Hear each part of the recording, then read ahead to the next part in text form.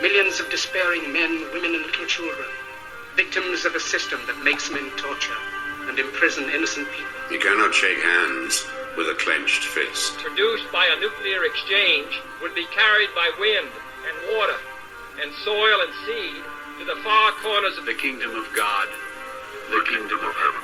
It's one small step for man, one giant leap for mankind. We're not saying that planet Earth is coming to an end. We're saying that planet Earth is about to be refurbished, spaded under, and have another chance to serve as a garden for another civilization. Most of the people on here are just your reflections. They're your mistakes. 1776 will commence again if you try to take our firearms. 1 million of the planet's 8 million species are threatened. You are what you repeatedly do. Therefore, excellence ought to be a habit, not an act. Your lives and the credibility of the United Nations is at stake. Epstein didn't kill himself. The reason this is such an interesting time is not only because we're on the threshold of the end of this civilization. They're trying to take you out with bullshit. The experience of the past 2 years has proven beyond doubt that no nation can appease the Nazis. For those who can hear me, I say, do not despair. The misery that is now upon us is but the passing of greed, the bitterness of men who fear the way of human progress. The hate of men will pass, and dictators die, and the power they took from the people will return to the people. And so long as men die, liberty will never perish. In the language of the U.S. Department of Defense, these are unidentified aerial phenomena. Roswell's a very interesting place with a lot of people that would like to know what's going on. There's very compelling evidence that we may not be alone. This is the Garden of Doom. Welcome everyone into Garden of Doom. That is a scary beginning, and the reason I'm making a reference to it is because, as a bunch of you know, I'm on Riverside, and because my editor, La Sicaria, is still out of pocket doing Sicaria things, I have to manually insert it. So me and my guests have to listen to the entrance song and the outro when we do it. But my guest this week is a returning guest, Orion Vooght. How are you today? I'm fabulous. Thank you for having me once again. It's a pleasure to be back with you. And just on talking about your intro, it's one of my favourites. The Charlie Chaplin edit is wonderful. It's one of my favourite speeches of all time. So great. Yeah, no, I could take no credit for it, but I love it too. But when you hear it every week, it sort of gets tiresome, like anything else. But yeah, every now and then it still gives me shudders. And all credit goes to my prior co-host and the person who actually recruited me, Shaheen Shagan, so thank you for that, and letting me continue to use it even after he left the show. With that said, congratulations are due to you. Your book, The Osiris Codex, which is the name of the prior show you were on here in the Garden. You teased it, you sort of let us, you sort of paint the picture about how the story told in the sky, and how certain constellations were going to intersect with each other in the coming time was going to finish the story. Like a good salesman, you would not tell us the end. You gave us just enough to give us plenty of content, basically as above, so as below kind of thing. But now the book is out, so I want to congratulate you first on the book coming out and wish you, all the success inside. But why don't you remind the folks a little bit about the Osiris Codex and sort of the basics of it, and then we'll get into the main topic of the show, which, folks, is Tarot. So when you clicked on this and you want to hear a show about Tarot, you will in fact hear a show about Tarot. But I have a guest who just wrote a book, so we're going to talk a little bit about his book. Fabulous. Then thank you for the introduction again. It's wonderful. The latest book, Searching for Osiris and the Tree of Life, is actually part 3 of what I never knew was actually going to be a trilogy, to be completely fair. The first chronologically speaking, the first book, The Spirits in the Sky, Ancient Cosmological Gods and Where in the World We Find Them, I didn't think I was really going to be able to elaborate too much on the initial findings, and again, I give huge thanks to Graham Hancock for giving me the support that he has with regards to the initial hypothesis, and entertaining my works via his website as well. So it's nice to know you're heading in the right direction when you've got a certain giant support. Sort of supporting you. Yeah, it's wonderful. It's wonderful. But again, I didn't really think once I'd written The Spirit in the Sky, which I will get into the nuts and bolts of very, very, very, very shortly. I didn't think there was going to be much more to kind of reveal, as it were. But the more I looked into the myth of Osiris, the more that I found not only was I on the right track, it appears that there's a multitude of different cultures that are classically or independently described by the mainstream as being disconnected by time and by distance, location. But they all seem to be talking about the same sort of proverbial hymn sheet with regards to a tree of life, the root of which is what I like to think that I've kind of accessed and dug into in the latest of the trilogy, Searching for Osiris and the Tree of Life. So the initial hypothesis is based around the myth of Osiris, which is the oldest, or if not one of the oldest, tales regarding the mythological Tree of Life. It's basically been described that the myth of Osiris was an ancient axiom for as above, so below. But we don't really know to the extent of what extent that actually meant, or what it might actually mean, with regards to what is reflected upon within the concept of the cosmos, the macrocosm, and the microcosm below. And there's a number of different trains of thought, and I believe a good host of them are on the right track, absolutely. And I think it's also multi-layered. I don't think you can say that just one person's right or one person's wrong. I think there's a plethora, a multitude of answers with regards to what this particular ancient axiom may or may not actually mean. And just like Egyptian hieroglyphs themselves, there's not just one particular meaning attributed to one particular symbol. There's, as I say, a multitude or a plethora of meanings depending on which context the hieroglyph or the story, in this case, is actually delivered. So the myth of Osiris actually starts whereby Osiris has been invited to I'll try and make this as short as possible, because obviously we went through this with our first conversation, the Osiris Codex, a year ago. Right. But it starts at a large banquet where Osiris and all the guests have been invited by Osiris' wicked brother, Seth, or Set, depending on the sources, to lay down in a wonderfully ornate carved box, coffer, sarcophagus, call it what you will. And whoever's dimensions it was said to fit could then indeed keep it.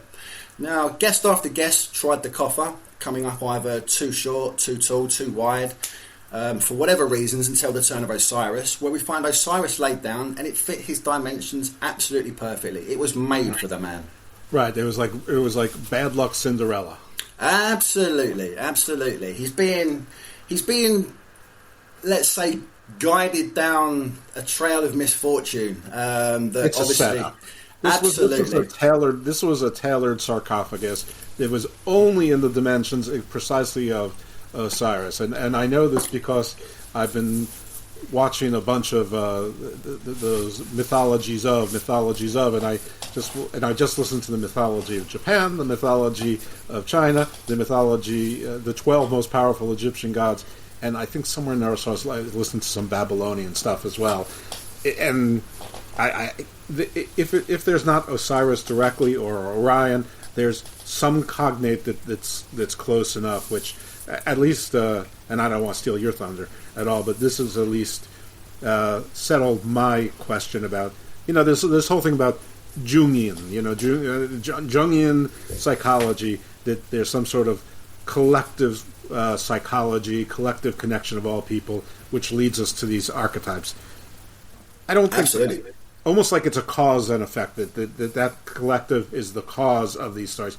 I don't think so. I actually think that somewhere down the line there was, a civilization or civilizations that were close enough that sort of shared more or less the same stories, and because of the Jungian consciousness, it spread, it caught on, and everyone sort of was like, yeah, we all can get on board with that, and then it spread, because that makes a lot more sense to me than, people in Australia 45,000 years ago, talking about the Seven Sisters. When you couldn't see the Seven Sisters, you can only see 6 of them, any more recently than 100,000 years ago. Sure. And, as we know, there probably weren't much in the way of people, and if there were, they were Homo habilis or Homo erectus, out of Africa, at that point. So, anyway, my little Jungian conclusion aside, let's get back on yours. But yeah, am I correct that Orion is often a cognate for Osiris?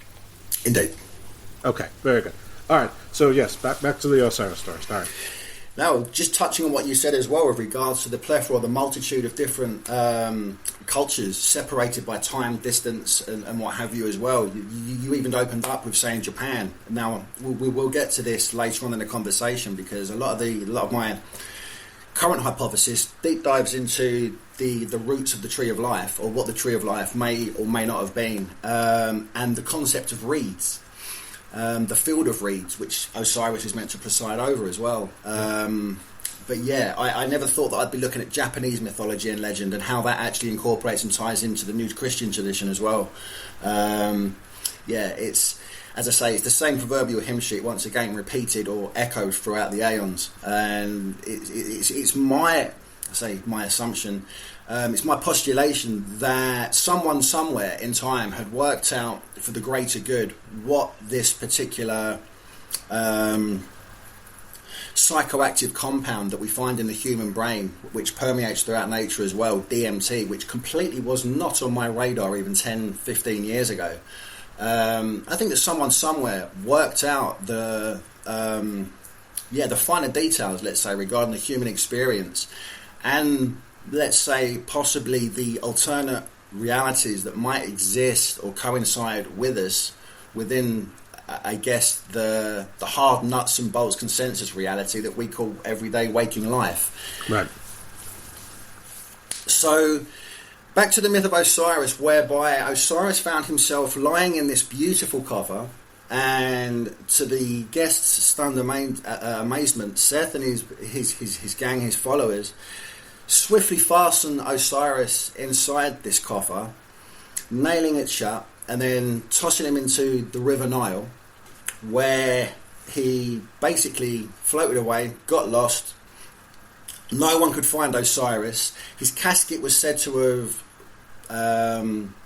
run aground in modern-day Lebanon, back in the day known as Byblos, and got further entombed by the trunk of a resplendent tamarisk tree, which we know to be the acacia variety.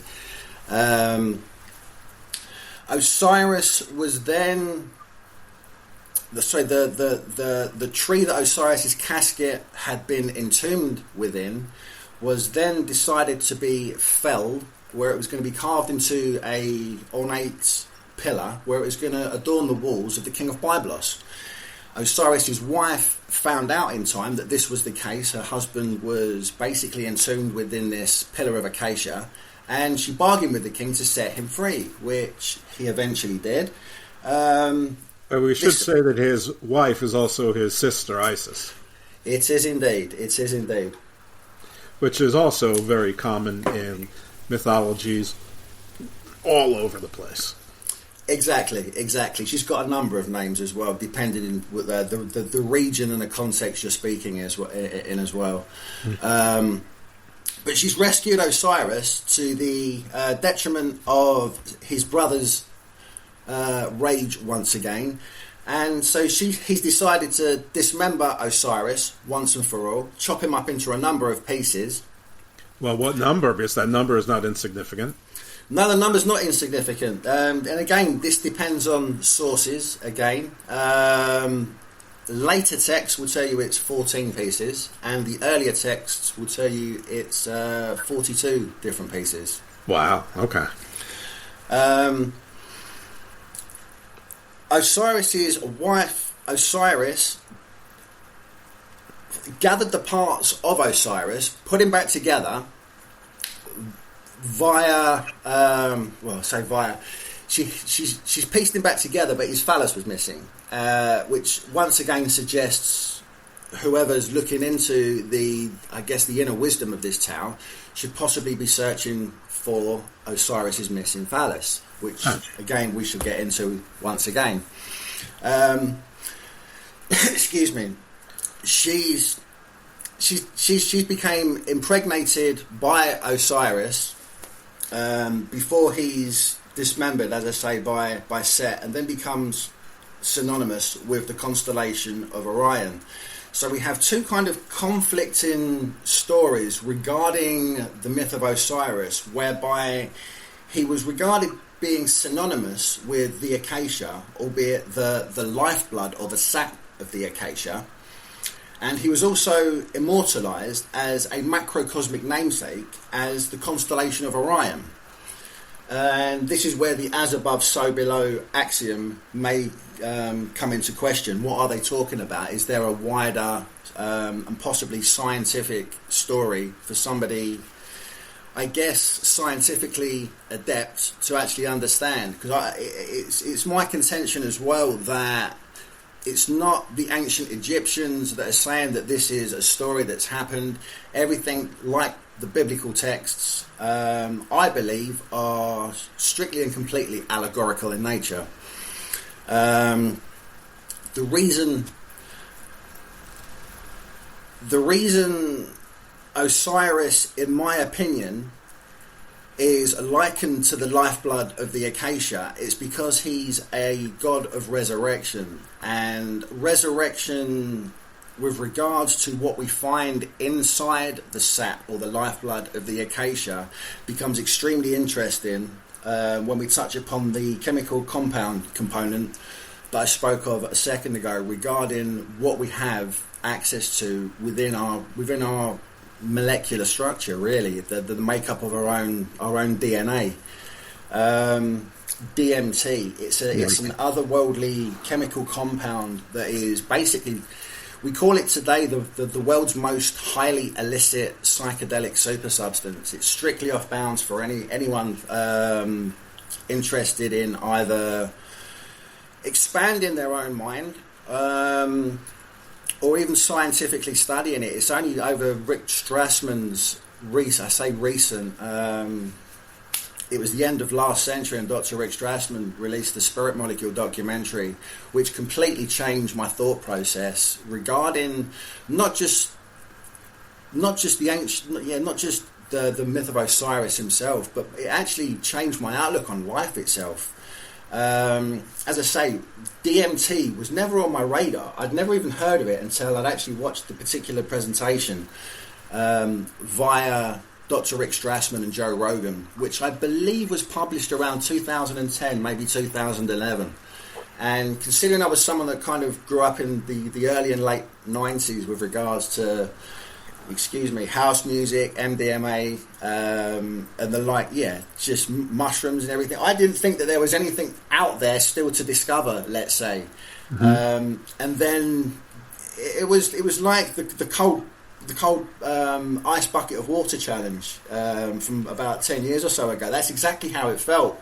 As soon as I saw this documentary, it hit me and completely made me sit up a lot straighter and think, man, I've seen this particular structure somewhere before, and I don't know where, I don't know why I'm thinking this, but it seems oddly and overly familiar, considering I had no idea what this particular chemical component was. So I've taken a break from the documentary and disappeared down to the beach just to kind of clear my mind and rack my brain and think, well, where have I seen this before? Where have I seen it? And it was a fairly chilly winter evening. I'm sitting on the beach, and call it an epiphany, call it what you like. The clouds literally opened, and I could see the constellation of Orion before me. And again, it hit me like the proverbial ice bucket challenge, like a ton of bricks. I thought, man, that's so uncanny, it's unbelievable. But the notion I had to sort of set up and kind of almost pinch myself to think, what's going on here? I understood the nuts and bolts of the myth of Osiris, and how he was likened to a god of resurrection, and how he was likened to the constellation of Orion, and how he was also regarded as the lifeblood of the acacia. Now, everything that I just had presented to me by the likes of Joe Rogan and Dr. Rick Strassman via the Spirit Molecule documentary, talking about this psychoactive chemical compound that literally strips you bare, dismembers you, breaks you into 1,000 pieces like Osiris, before almost giving you a whistle-stop tour of the cosmos, an understanding of the greater self, the greater collective self, that you are part of everything is a part of you. The feeling that you're dying, the feeling that you've actually probably overdosed, let's say. My initial DMT air quotes breakthrough experience was the scariest thing I've ever had to put myself through in my entire life, but it was the most revealing, the most it was the most revealing. It was amazing. I actually came back from this experience feeling wholly resurrected, in air quotes, once again, and I could see the overlap regarding the myth of Osiris, the lifeblood, the molecular structure being a carbon copy almost of a two-dimensional rendition of the molecular structure of the acacia, or at least part of the acacia, the DMT therein being broadcast across the cosmos, and it again being systematically broke down into what I felt like was 1,000 pieces, and then resurrected with new eyes in which to see the world. And again, Osiris, the etymology of Osiris is revealing in itself. OS has a plethora of names. One, in the medical fraternity, it's known to open. OS in different cultures, it signifies God, and Iris is self-explanatory with regards to the eyes, the eye of God. Open your eyes.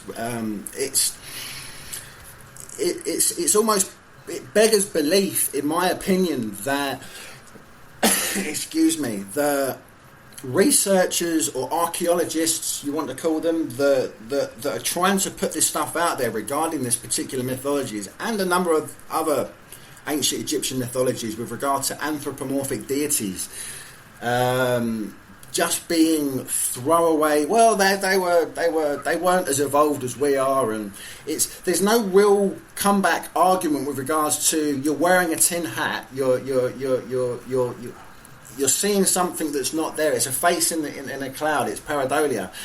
But when you have so many commonalities that actually stack up regarding the hypothesis that I like to believe I'm putting forward with regards to this ancient axiom, with regards to DMT, a hidden human right, to be honest, with regards to a resurrection process that's kind of been almost, I'm sure there's a nicer word than bastardized, but what the current dogmatic religions seem to be doing is almost keeping an arm's length away, saying, no, don't look there, listen to us, we can get you to heaven, we can show you the process, this, that and the other, when, with all due respect, it seems fundamental that the ancients, or a handful of initiates in ancient Egypt and other societies, ancient Greece, even the ancient Americas, you name it, they were all practicing with regards to this otherworldly, deifying, God-creating, cosmos-enlightening chemical compound that permeates the natural world, that science categorically today states they don't know what its essential function is. They can't tell you why it's in the human brain. We haven't found that. There's a lot of people that hypothesize it's created by the pineal gland. Nobody knows. Nobody really knows. Although we do know that it permeates the natural world, it's found within the human brain, it's found within the human eyes, it's found within the human lungs, the cerebral spinal fluid. What's it doing there? It's the world's most highly illicit psychoactive chemical compound that appears to be, to quote Dennis McKenna, to be a reality switch. Something that flips a switch on your mode of consensuous reality with regards to a greater, higher consciousness that exists all around us, that the ancients would call a resurrection process. And it's absolutely mind-blowing. I wish I had either Professor York with us or a Reverend Willis, who actually knows all the names of all the different characters and all the different mythologies. And I could talk to you about this all day, but I'm going to limit that because that's going to we'll go down that rabbit hole and we'll find 17 other rabbit holes, and I'm going to stop that. But I do one question for you: is there any commonalities between this molecular structure between the DMT and what's found in like certain mushrooms and ayahuasca? Has there been any studies to see if there's similarities?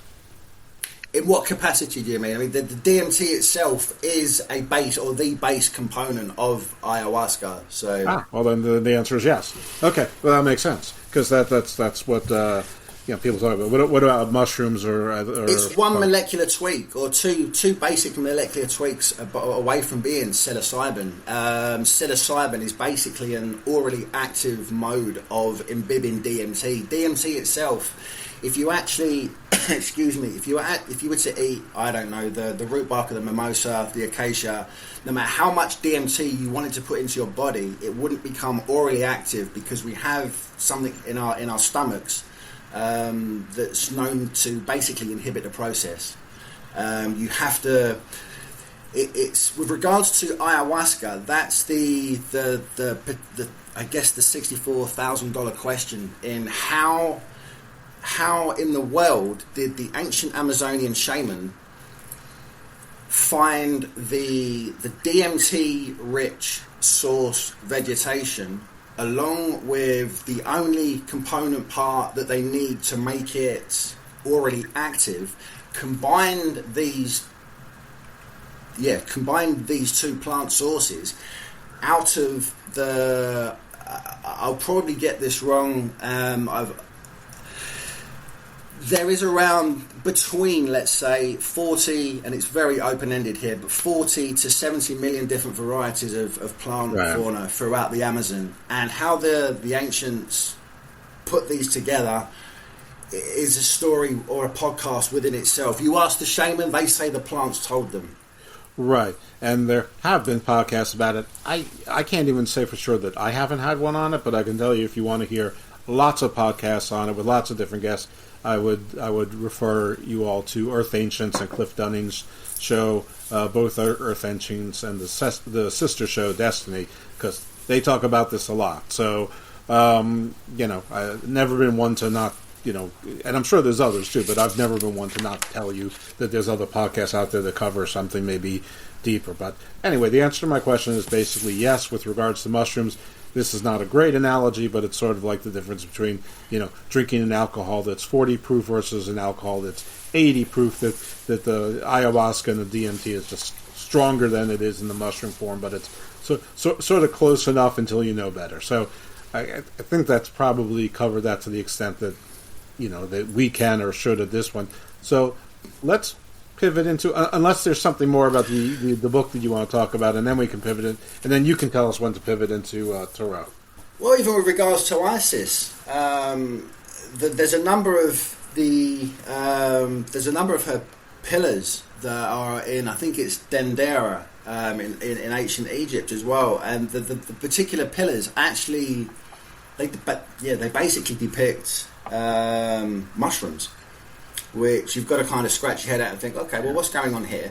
But with regards to my own hypothesis regarding Osiris, the molecular structure of DMT being broadcast on the macrocosm as a two-dimensional rendition of the chemical compound of DMT via Orion, if we actually decide to marry Osiris with his bride in the sky and the star that she's synonymous with, she's synonymous with Sirius, which the belt stars point, I guess, southwesterly towards Sirius the dog star. And if we actually if we once again decide to look at that through, I guess, a modern day scientific lens with regards to rendering a new structure psychoactive, you might want to say, we actually incorporate the molecular structure for psilocybin.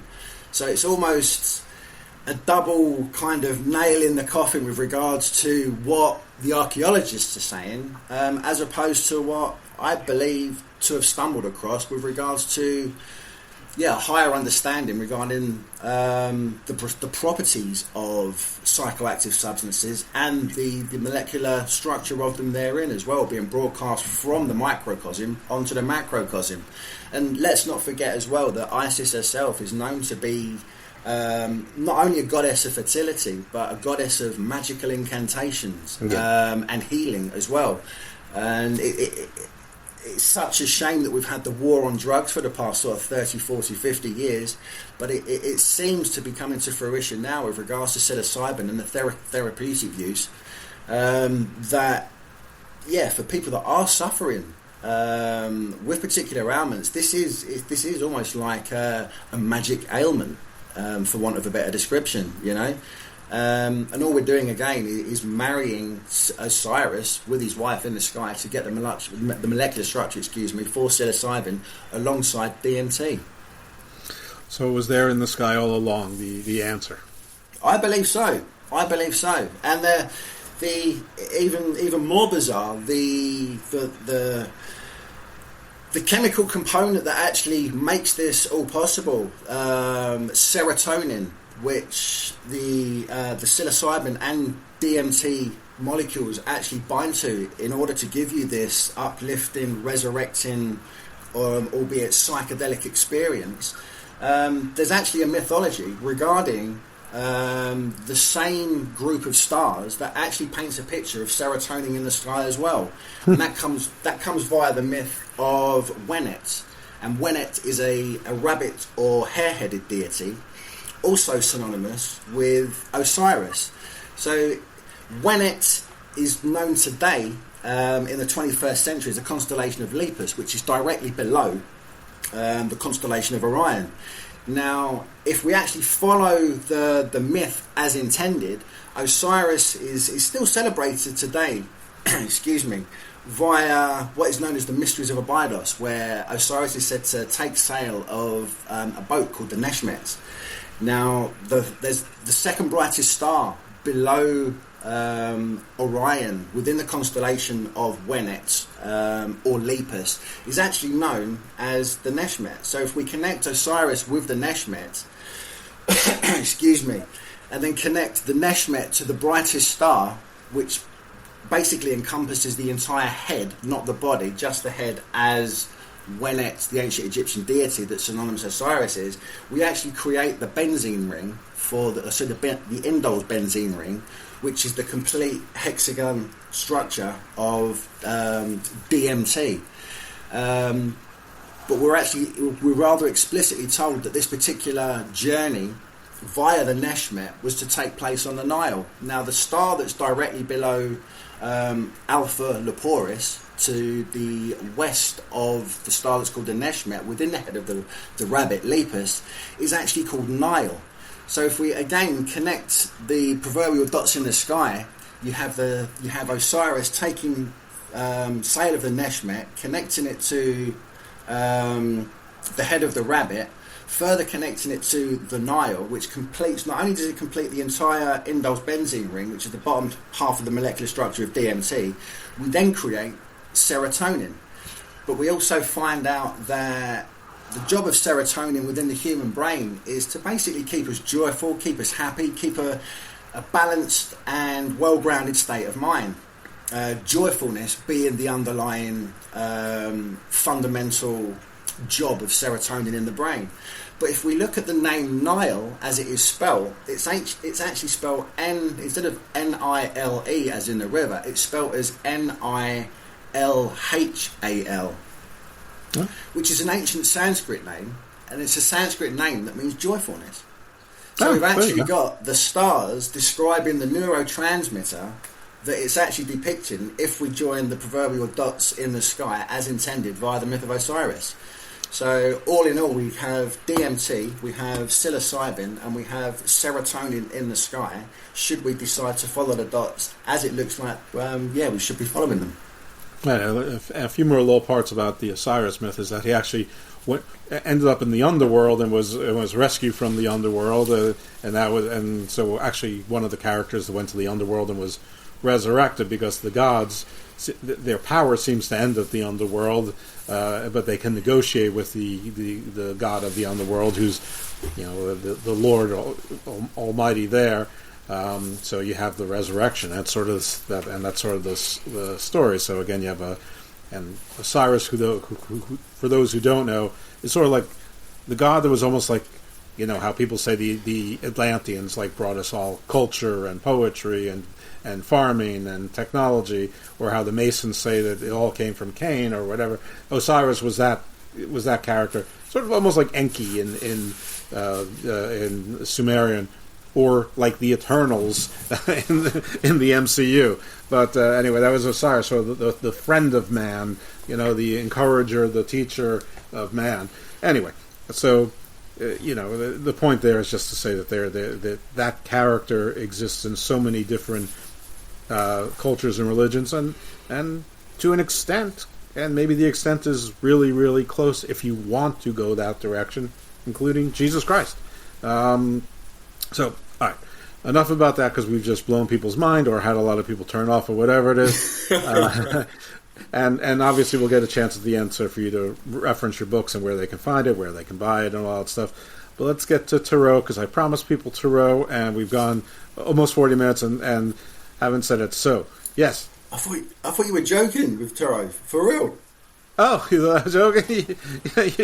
All right. Well, then I guess we're not doing Tarot. All right. Well, then let's go. More with Osiris. I guarantee. I mean, it's just making me chuckle. Seriously, we had that correspondence where you brought up the Tarot, and I genuinely thought that was just a tongue-in-cheek. I've spoken to my girlfriend. My girlfriend, I mean, realistically, if you want to finish the podcast, I'll go and grab Kerry, for real.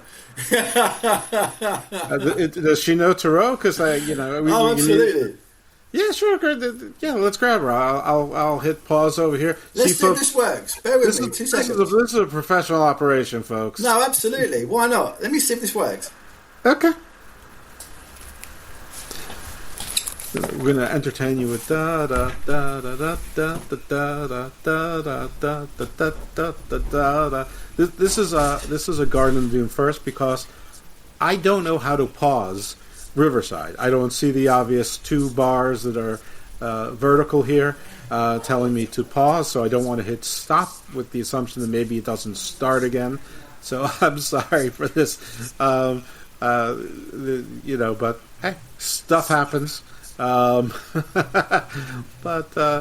hopefully you're enjoying the reality of it. Normally, stuff like this would be edited out, but again, La Sicaria is doing Sicaria things, and is not here to test this out, so you're hearing a very real pivoting in real time. So, here we go.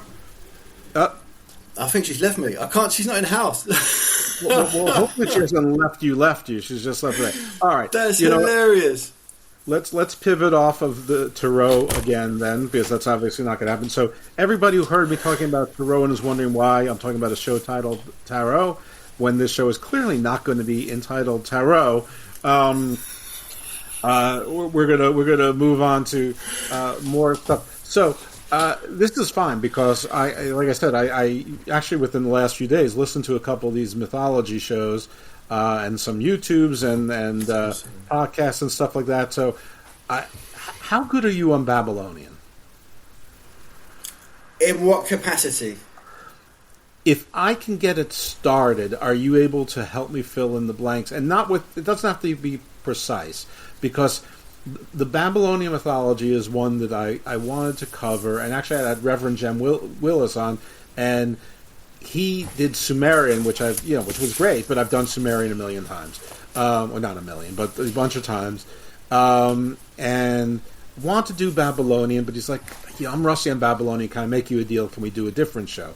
I said, sure. So we did a great show where he was talking about the shamanic roots to the Big Five, which was an amazing show, and by coincidence was the week before, the week after I interviewed Professor Michael York, who was doing comparative mythology, and those shows complemented each other really well from the academic level and the clergy perspective, although Reverend Willis is very much an academic as well, and he's a brilliant writer of books. He actually wrote a book called The Religion Book, which everybody should have it on the table. Anyway, so as I understand Babylonian mythology, because I feel like I owe it to the group, because I sort of covered everything else. I haven't quite gotten Canaanite yet, but I feel like it's on the cusp, and I'm working on plain old Islam, and then so that I can get into mystical Islam, because I'm embarrassed to admit, but I know so little about Islam, and it's probably the second largest religion in the world, especially if you take the Dharmic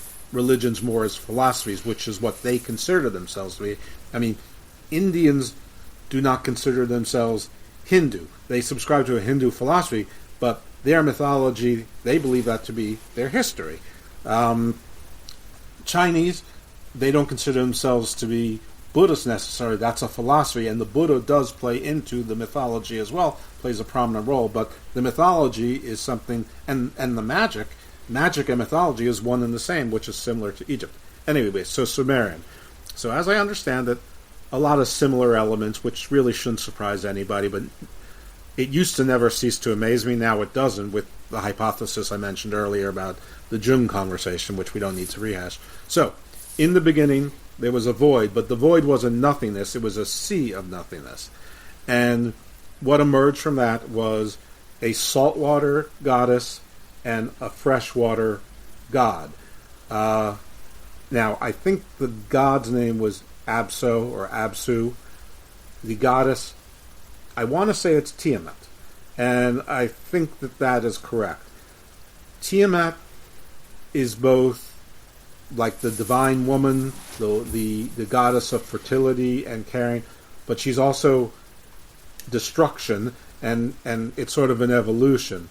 And it's similar to a lot of things, where Lilith starts out as, the first Eve, but ends up being the killer of children and basically the mother of monsters and demons.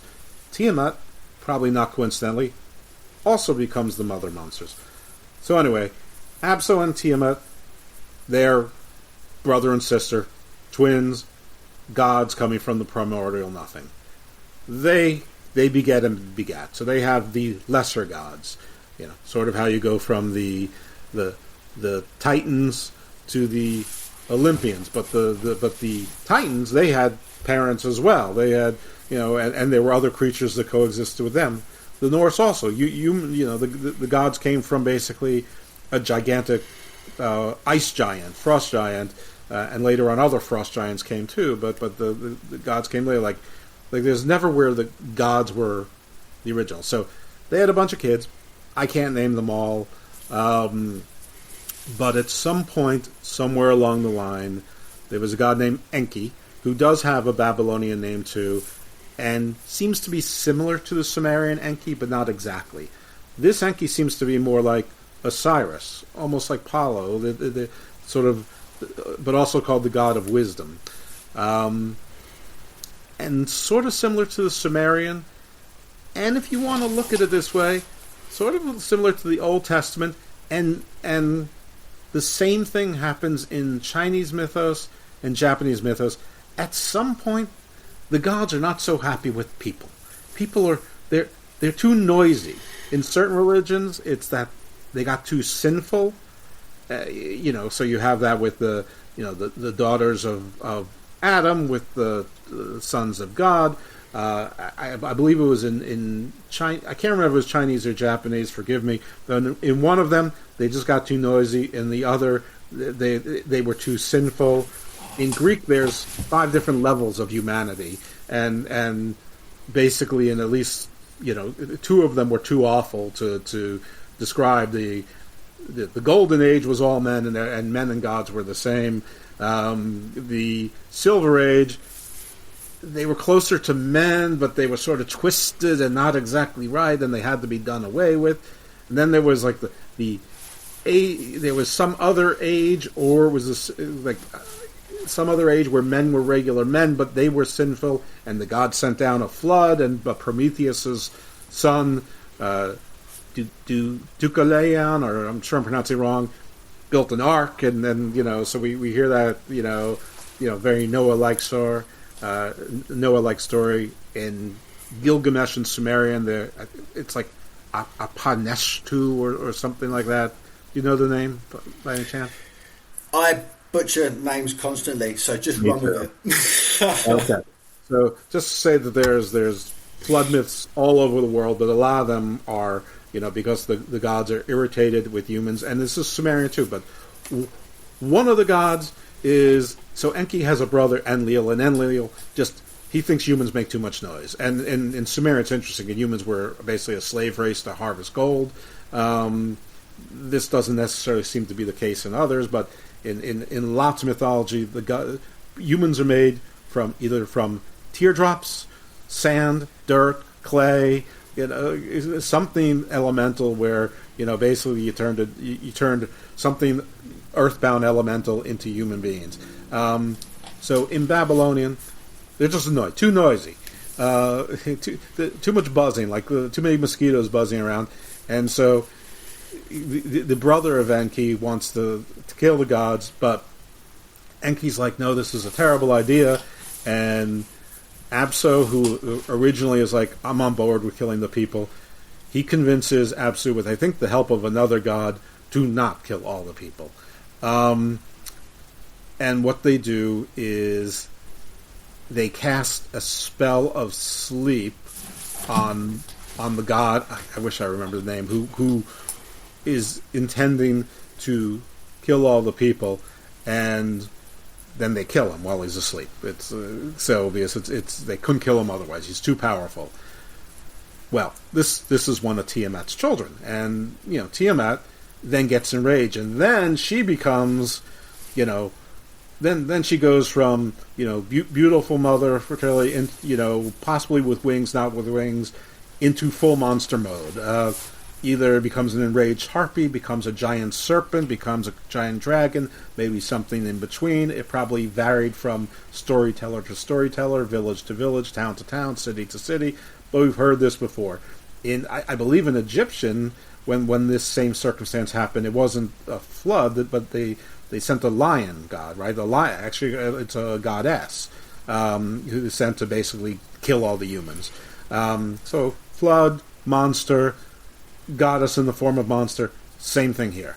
A lot like the first Indo-European, where you had to kill the three-headed snake, and Trido the warrior enlisted Tur the god of war. I mean, it's like people can listen to or I say read Joseph Campbell, but nobody reads anymore. So listen to Joseph Campbell, and you'll hear his thing. Now I think he's more on the Jungian was the cause, but that's not important right now. So. Alright, so she becomes a raging monster. So what happens? They enlist another grandson, I believe, and this grandson becomes the hero god. This is Marduk. So we've all heard of Marduk. Marduk has a star. And yeah, Marduk's sort of a funny name, but in this, make no mistake, Marduk's not funny. Marduk's like Thor. He's like Hercules. There's a Japanese hero that has a hero god that has a very similar role in this. Zeus, who, if you look at it this way, he's a grandson of the gods as well. He had to kill Trigon. And let's face it, the Abrahamic god had to kill Leviathan. Not much different. Just a sea monster of some sort, whether it's a whale, a giant sea serpent, a sea dragon, a hydra. Doesn't really matter, because it's the same thing. Some elemental, monster as powerful as the god. So Marduk engages, didn't need to enlist the help of anyone, but engages in battle with Tiamat, who I believe is his grandmother at this point, and slays or defeats Tiamat. So humans are allowed to exist, but the deal that Marduk cut for himself, like any good warrior, is that Marduk then ascended to king of the gods. And that's sort of the extent of my knowledge of the Babylonian. I know I didn't know a lot of the names, some using pronouns. I'm sorry, I wasn't planning to do this, but we had to pivot on the wing. So does any of that sound familiar to you as far with specific to Babylonian or non-specific? Because, again, comparative mythology, it's all... if you listen to enough of it, it's all so similar, whether if you want to look at the Old Testament, even parts of the New Testament, whether you want to go to Norse, Greek, whether you want to go to Japan, China, and by the way, China and Japan didn't even share the same language group as India and most of the Middle East and Europe. Those are all Indo-European, the latter group. China and Japan, I believe it's called Altai. I think it's called. And I am having a show on linguistics soon with the brilliant Luke Michael Ironside. So he'll cover that, and also Andy from the History of Africa podcast covered that on the first show that we did together. Though we focused on African linguistics, he certainly covered other stuff as well. So I'm going to spoke to Laird Scranton regarding African linguistics. About who? I'm sorry. African linguistics, cosmologies regarding the Dogon. I have spoken about, but probably not with an expert. Actually, my friend PJ Black was on the show. He's from South Africa, but people who might know the name, he's a professional wrestler. He was also in WWE for 5 years under the name Justin Gabriel. It was in a group called the Nexus. Currently, I'm not really sure who he wrestles for anymore. He's told me it's really just a hobby. And he's only here in the summer because he lives in South Africa. Here being the United States. But he's a PhD student. He might have it by now. He's doing something quantum, but it's not quantum physics, it's not quantum mechanics, it's something like quantum, it has something to do with like psychology or metaphysics. It's really interesting. But on the show, I think it was episode 50 that he was on, we talked a lot of African stuff, and we talked about the Dogon myth and the Zulu myth. But why don't we hear it from you? Because it sounds like something you know very well. This is, show is going to be in the 150s, so it's been at least 100 episodes, including some bonus content, and people probably haven't heard it. And your version is probably going to be more detailed, because on the show with PJ, we covered a lot from the Anunnaki in Africa to the Dogon to some sort of popular monsters in Africa, which includes a snake type of water snake that hides treasure but can be bargained with, but will kill you. And we talked a little bit about the recap structure and all sorts of things. So it wasn't limited to the Dogon, which I think deserves some time. So yeah, although they live pretty much next door as far as Mali and Mauritania goes. They're in pretty much the same vicinity. That's exactly right. As I understand it, Dogon is sort of like an exonym. It's like a group of peoples who sort of didn't fit in with other peoples, and so they formed a tribe sort of right like on the border of like the Sahara, like almost like horizontally in Africa, that they were like sort of a ragtag collection that formed an alliance together, more of like a confederation than one clan or however you want to put it. But they became that in essence, and yeah, they have a really cool origin story. Oh, absolutely. And as I say, Laird Scranton, I mean, I can try if you like and get you in contact with the gentleman, because I'd love it. I think he's probably on book 16 or 17. Half of those are centered in and around the Dogon cosmology, which, it blows my mind. It blows my mind when he talks about the Dogon cosmology and their pictoglyph system, because they don't have a written language per se. They're pictoglyphs, and what they are talking with regards to the essence of the meaning, with regards to comparative physics in the 21st century, their pictoglyphs would not look out of place on a whiteboard in a physics classroom today. It's absolutely mind blowing, and they, as far as I've been led to believe via the ongoing work of Laird as well, they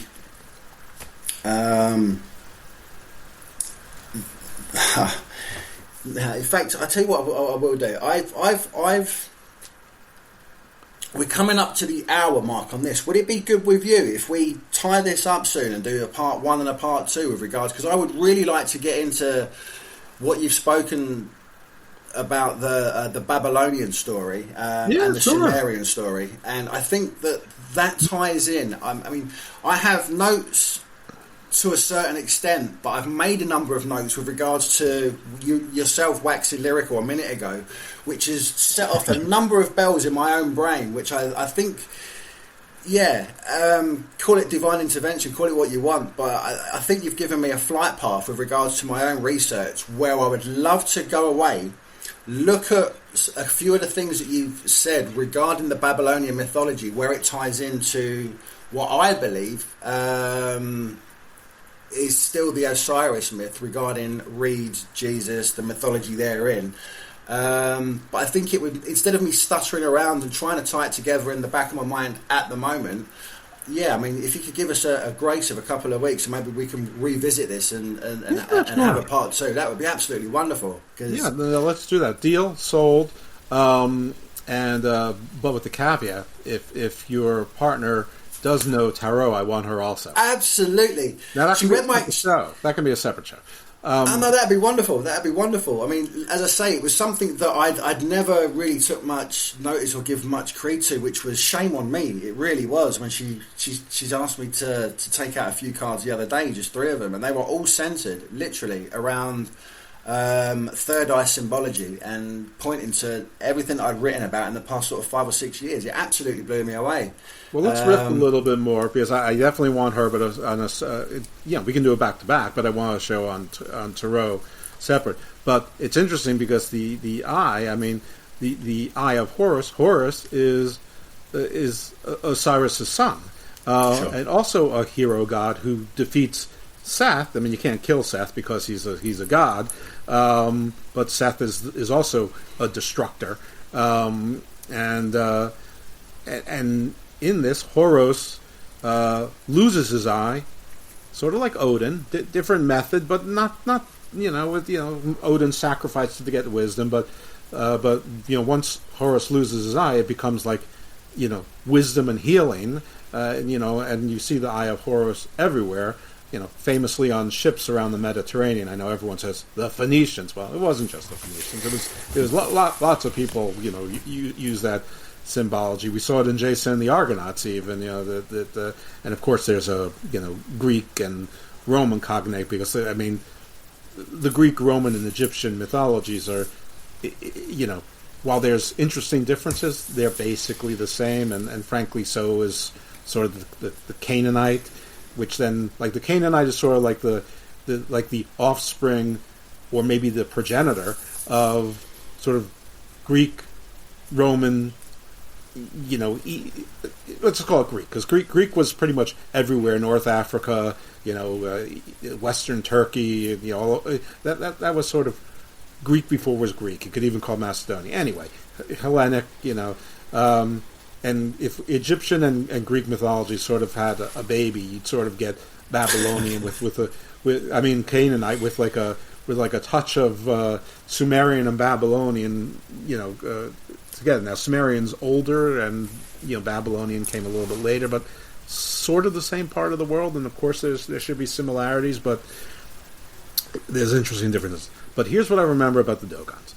So the Dogons apparently could see stars. They had a great knowledge of cosmology and astronomy that they shouldn't have been able to see with the naked eye, including certain stars. But I believe Sirius is one of apparently there's Sirius A, which we can see. There's Sirius B, which maybe you can see in the best of circumstances. But there's Sirius C that you can't see without like super telescopes. Yeah, we yet to confirm that one. Sirius A and Sirius B, astronomy has confirmed that they're orbiting each other. They're a binary star system. One's denser than the other and smaller and darker. Right, and so I think the point is that like nobody with the naked eye could see one of these stars, but they knew that there was, at least a second star, and their origin story is that a people came down who I believe they call the dolphin people, which some theorists like to say, well, dolphin people, they're like fish people, which are like reptile people, which are reptilians. Well, I mean, I don't know. Ask a dolphin if they feel like they're an alligator, and they'll probably be offended. But anyway, they called them the dolphin people. I'm pretty sure that they knew the difference between a dolphin and the creature from the Black Lagoon or a snake. But anyway, these people came down, and they were much like the teacher, much like Osiris, much like the myth of the Atlanteans. They taught them and guided them on how to do certain things and in technology and farming and things like that. And it doesn't end there, because the Zulus have a similar myth, and again, it's been over 2 years since I've covered it with PJ, but it's a similar story, but not exactly, but close enough to be dangerous. And the Zulus are, I believe they also have their origin in Western Africa, but I think the Zulus spread there. I mean, I think they were like the Mongols of Africa, if I'm not mistaken. They basically swarmed south as fast as they could, and I think were only stopped, in the 1800s, like in the 19th century. But they have a similar where people from space came down. They were humanoid but not human, and taught them these same things. Again, from stars that you shouldn't have been able to see with the naked eye, even thousands of years ago, when the skies were much clearer. It's interesting you say they're human but not human, because as far as I'm aware of regards to the Dogon mythology as translated via the works of Laird Scranton, apparently they share the same cosmology which mirrors each system for each other from top down to bottom, bar the source. And the people they share this with is the Buddhist cosmology. The Buddhist cosmology says that their most sacred sciences, their most sacred understandings, their most sacred teachings were imparted to them by a non-human source, which you've got to scratch your head at and ask questions. But a lot of their cosmology makes a world of sense, again, backed up with regards to science as we know it, and how the cosmos appears to work from where we stand in the 21st century. The Dogon, however, go one step further by saying not that it was just a non-human source that imparted them their most sacred information regarding their cosmology and creation cosmology. They state that it was non-material, which I now tend to believe might have something to do with the non-material light beings of the DMT experience. For all intents and purposes as well, light manifests, light interacts with our retinas and manifests solid reality around us. But light itself, by definition, is massless. It's immaterial in nature. So I think there's a train of thought there that the Dogon were onto regarding this immaterial source, this immaterial other, that may be coexisting with us by our material reality in a non-material twin universe that Laird goes into a lot more depth in his books regarding the cosmology of the Dogon. And Buddhism. I think it's fascinating, absolutely fascinating. And I don't think anything's off the table. I don't think you can rule anything out, to be fair. And even that, I mean, go ahead. Or was this again? It was just the point saying again. No, sure. I mean, I don't know if you've ever looked at the word Dogon itself. I mean, they talk about not so much as a creator god, one unifying god. They talk about something almost the size of an atom, which to a certain extent is where the birth of the universe, if you believe in the Big Bang Theory, sort of emanated from. And if let's say we are the gods of our own destiny, of our own reality, of our own perceived universes, the Dogon may be right. with regards to their own cosmology, regarding an immaterial other, with regards to there not being a unifying single entity known as a god. You take the word Dogon backwards, it actually says no god. I mean, you've got to kind of sort of raise an eyelid with curiosity to that alone, you know. Oh, for sure. A few other tidbits, which were, this is sort of a potpourri of things that are a little bit strange. One, since I didn't want to go over Sumerian in much detail, I did omit something that's sort of important, that these two gods who one wanted to kill the humans, the other didn't. They had a father. Their father was actually king of the gods, Anu, but he didn't care. And in much earlier, at least 5,000 years earlier, the Indo-European, the first god is also Anu, or at least that's one of the translations of it, of his name. In Canaanite / Israelite mythology, which I'm going to separate as writing of the 5 books of Moses, which didn't happen until like 3,300 years ago, something like that. El was the king of the Canaanite gods. Most people think of Baal, but that's Ba-El. Baal was actually a servant of El. They've been morphed as time went on, probably to replace the Canaanites, probably to demonize them, and they made Ba and El into one and made him more into a sort of terrifying demonic figure that stole and ate children. But in the original Canaanite, I can assure you that he wasn't, though like many gods, you could have more than one face. But also El had a wife. In the Abrahamic religions, you never talk about God having she had a name, and everyone's heard it, Ashura or Asura. And one of the interesting things about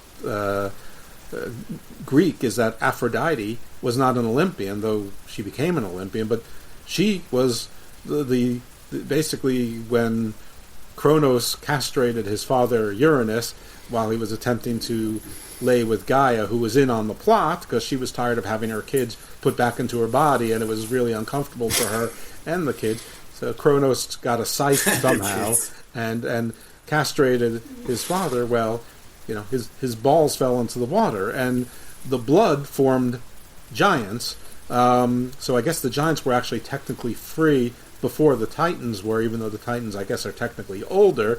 And and the giants were not necessarily of giant size. They were more like greats. They were akin to gods, but they're pre-Olympian. But what does this have to do with Aphrodite? Well, the sperm, his balls, his nutsack that fell into the ocean, the blood became the giants, but the sperm that fell into these waters, they mixed with some sort of oceanic god, maybe not. It wasn't Oceanus, it was somebody else, somebody even before Oceanus, who was a Titan.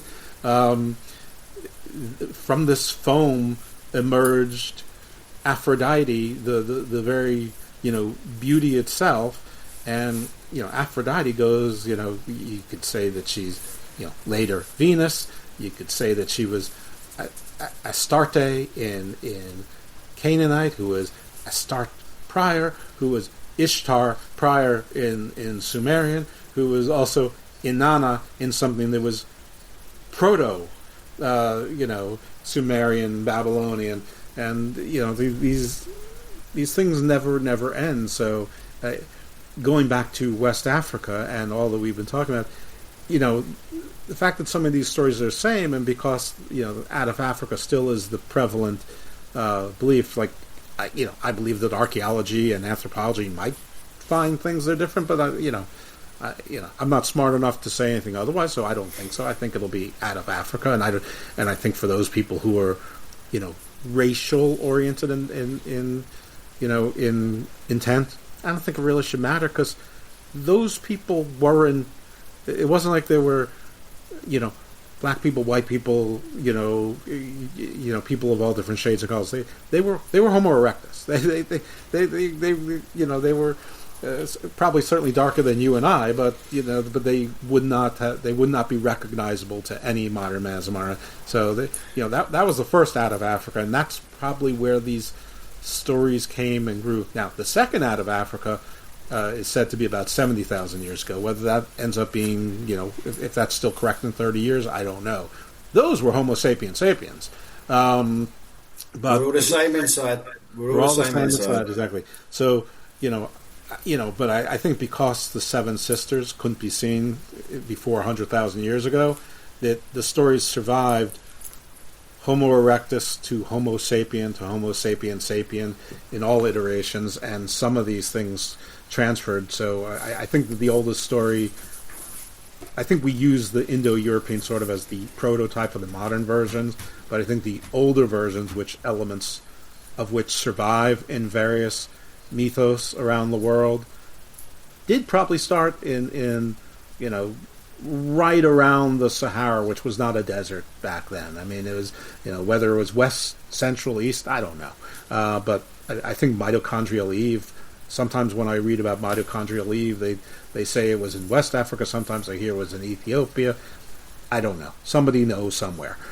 It isn't me. The important thing is that it's Africa, and apparently they determined that the population of humans worldwide at this time was around 2,000 people. In the beginning.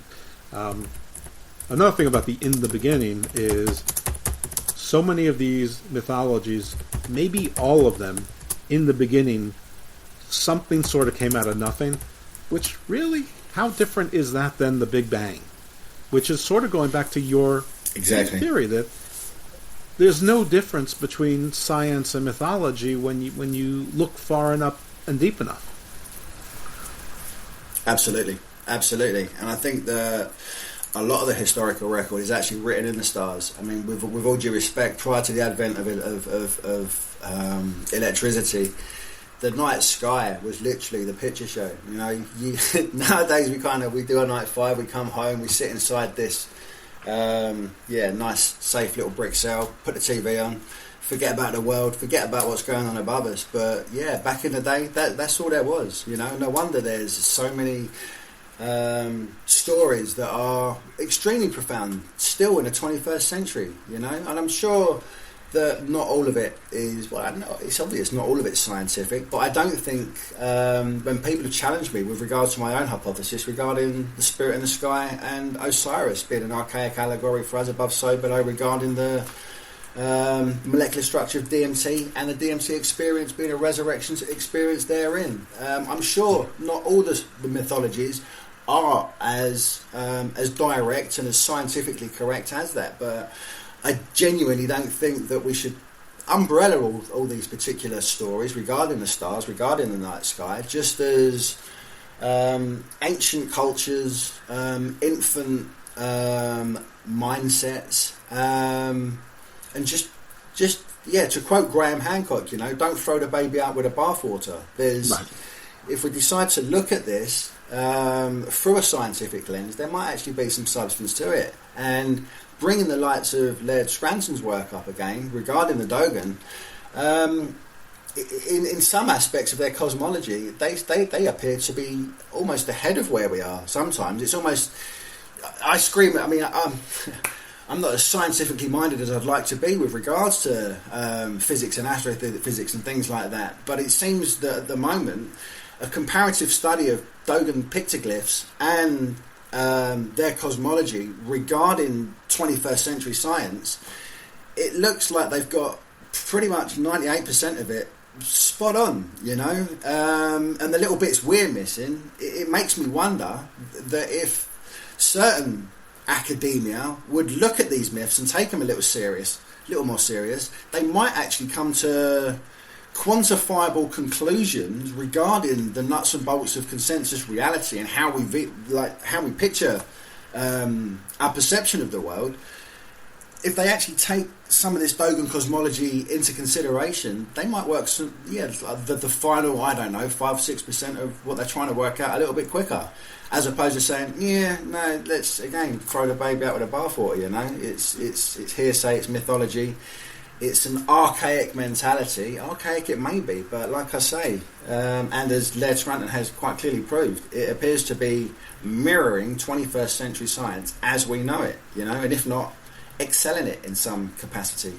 Well, if you could somehow pass DMT through social media platforms, it might be that it actually transfers into your body there. The world might be a happier place. That might be a use for social media, or for all of us. No, undoubtedly. And again, I think that the DMT being part of the human experience, I think it's part of our own hidden history. Again, every particular tree of life, whether it's Aboriginal, whether it's Incan, Mayan, Yggdrasil. It's Yggdrasil. Yeah, I mean, at the end of the day, we're told that Odin sacrificed an eye at the well of knowledge that sat at the foot or the roots of the tree of Yggdrasil. Yggdrasil's a yew tree as well. We know that to be a form of acacia as well. And it's kind of, well, what's going on here? And he also resurrected for, absolutely. After hanging 9 days and having basically a walkabout, a vision quest. Well, and you say walkabout, it's the same with the Aboriginal cosmology. The sacred Yarran tree and the spirit of Yahweh was meant to come down and put the first dead human being inside the tree before the tree got struck by lightning. We're talking about the same Osiris myth here to a capacity, someone being trapped inside the confines of a tree before becoming immortalized, in this case with the Aboriginal story, as the Southern Cross. And if you look at the Southern Cross, the brightest star in the Southern Cross we know is Mimosa. Mimosa is a highly extractable variety of South American cocktail DMT for ayahuasca. It's mimosa. It's mimosa bark. Right, mimosa. It's not just for breakfast anymore. Or fun-loving criminals. Right.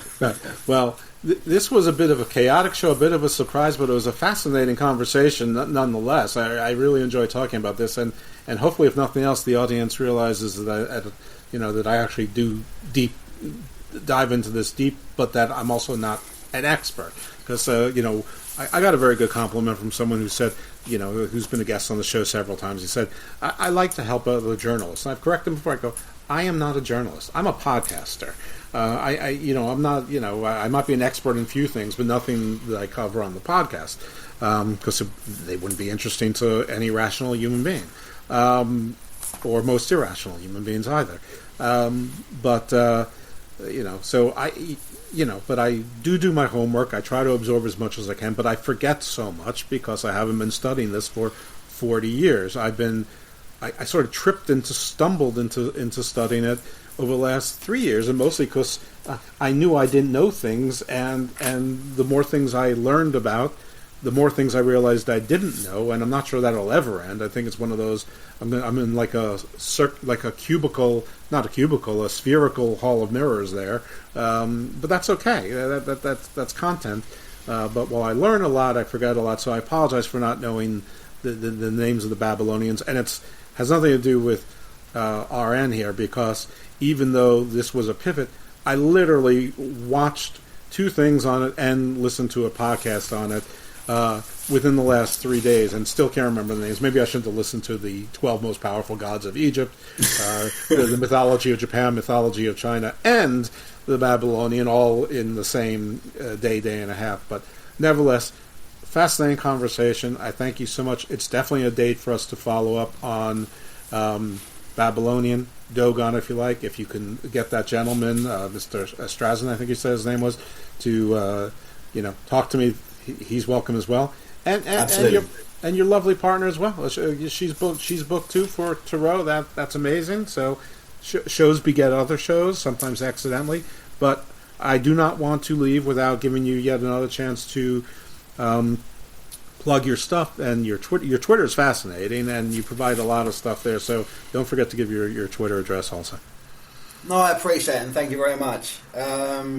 Again, I mean, literally, every day's an education for myself as well, Jeff. I've got a stack of notes here regarding, just when I'd shut up for once, and I'm listening to yourself. And I think that with regards to returning again, with regards to the Babylonian story as well, I think there's a lot of cross-pollination that I'd like to concrete instead of tripping over myself, let's say. But I appreciate that. If we can do a part 2 at some point as well. Of course. You can find all my stuff via Twitter at VooghtRN, VOOGHTRN.